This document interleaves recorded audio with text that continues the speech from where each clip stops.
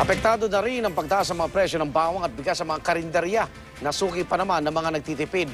Sa ilang karinderya nga, mas mahal na ang isang takal ng kanin. Saksi si Julie Segovia.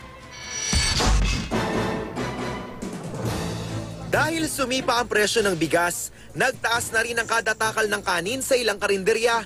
Tulad sa Ilocos Sur, ang dating 10 pisong cup of rice, 12 piso na ngayon.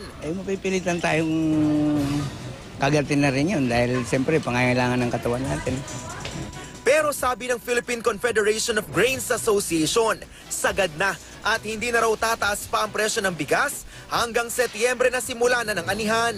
Paliwanag ng mga miller, hindi hoarding kundi ang lean months o mga buwang hindi tag-ani ang dahilan ng paghihigpit ng supply ng bigas. Hindi mo pwedeng patulugin yung stock mo ng palay sa warehouse.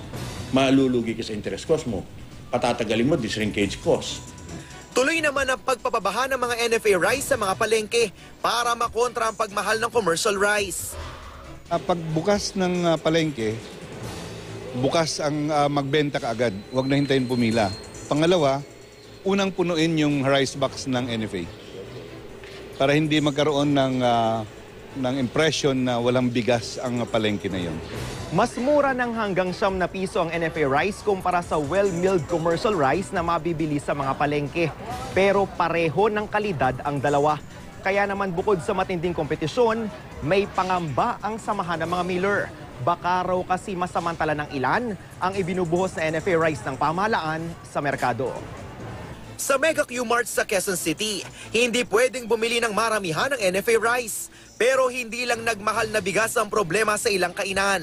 Sa tapsihang ito, dahil patok ang garlic rice, dagdag kalbaryo rin ang nagmahal na bawang. Kaya naman nagbawas na sila ng bawang na panghalo sa kanin. So may discard na lang po kami sa bawang na malitan siya sa ginagamit naming oyster, asin, bitchin.